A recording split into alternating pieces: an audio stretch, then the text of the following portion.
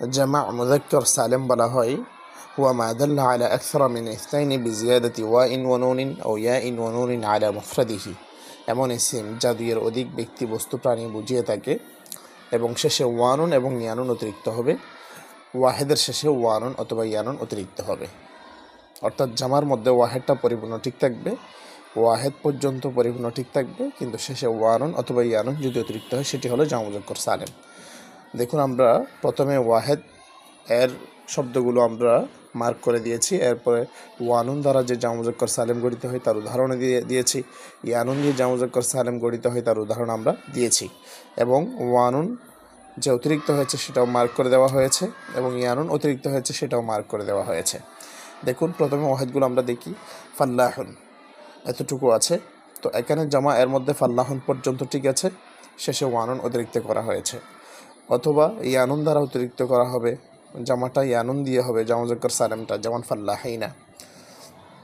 অর্থাৎ ইয়ানুন কখন হবে? যখন হালতে নসবি এবং হালতে জরিতে হবে, নসব এবং জরের অবস্থার মধ্যে ইয়ানুন দ্বারা জামা মুযাক্কার সালিম প্রকাশিত হয়, এবং হালত রফার মধ্যে ওয়ানুন দ্বারা প্রকাশিত হয়। এই বিষয়টি মাথায় রাখতে হবে।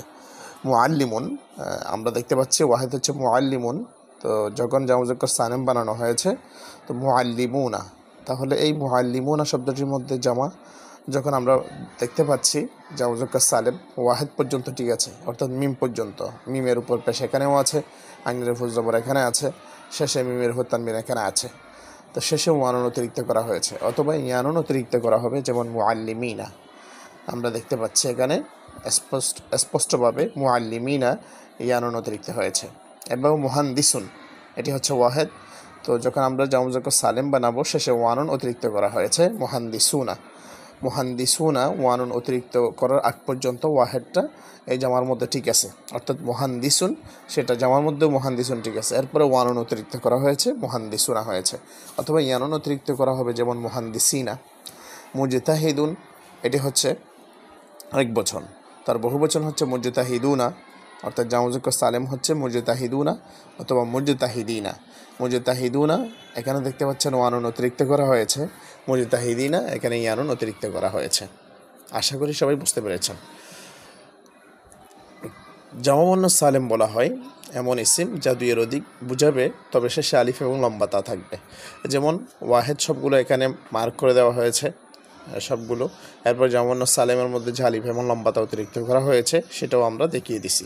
দেখুন, তিলমিজাতুন, সাইয়ারাতুন, মুআল্লিমাতুন, তবিবাতুন, তালিবাতুন, প্রত্যেকটা শব্দকে যখন আমরা জামা মুযাক্কার সালিম আমরা বানিয়েছি শেষে আলিফ এবং লম্বাতা অতিরিক্ত এখানে আনা হয়েছে, যেমন তিলমিজাতুন, সাইয়ারাতুন, মুআল্লিমাতুন, তবিবাতুন, তালিবাতুন, আলিফ এবং লম্বাতা যে অতিরিক্ত করা হয়েছে সেটা আমরা মার্ক করে দিয়েছি। এরপর জামা তাকসির কাকে বলে? হুয়া মা তাগায়্যারা বিনাউ মুফরাদিহি।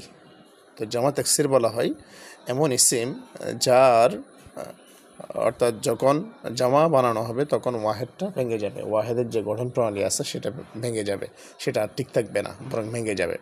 যেমন সবাই এখানে দেখতে পাচ্ছেন ওয়াহেদের শব্দগুলো এখানে দেওয়া আছে, তারপর জামা তাকসিরের উদাহরণ দেওয়া আছে।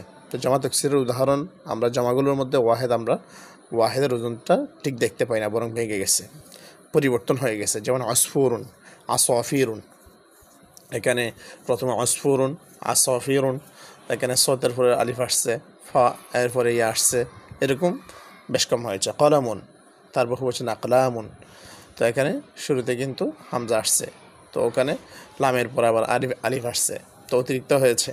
মসজিদুন, মাসাজিদুন, রজুলুন, রিজালুন, যেমন এখানে ওয়াহেদের মধ্যে রজুলুন র এর উপরে জবর আছে, কিন্তু এখানে র এর নিচে জের হয়েছে। তারপরে জিম এবং আলিফের মাঝখানে আলিফ আসছে। তারপরে রজুলুন ওয়াহেদের মধ্যে জিমে পেশ ছিল, কিন্তু এখানে জবর হয়েছে, তাহলে পরিবর্তনটা আমি দেখাচ্ছি। জামার মধ্যে ওয়াহেদের ওজনটা পরিবর্তন হয়ে গেছে, আপন জায়গার মধ্যে বহাল নেই। সদিকুন, আসদিকাউন, পরিবর্তন হয়েছে, এই জন্য জামা তাকসির হয়েছে। মাকতাবুন, মাকাতিবুন, তাহলে এখানেও কিন্তু ওয়াহেদের ওজনটা পরিবর্তন হয়ে গেছে। কিতাবুন, তার বহুবচন কুতুবুন, এখানেও এই জামার মধ্যে আমরা দেখতে পাচ্ছি ওয়াহেদের ওজন ঠিক নেই, তাহলে জামার মধ্যে যদি ওয়াহেদের ওজন ঠিক না থাকে বরং ভেঙে যায়, সেটি হলো জামা তাকসির। আশা করি সবাই এই উদাহরণের মাধ্যমে সুস্পষ্ট এবং চমৎকারভাবে উদাহরণগুলো দেওয়ার মাধ্যমে সবাই বুঝতে পেরেছেন। আসসালামু আলাইকুম ওয়া রাহমাতুল্লাহি ওয়া বারাকাতুহু।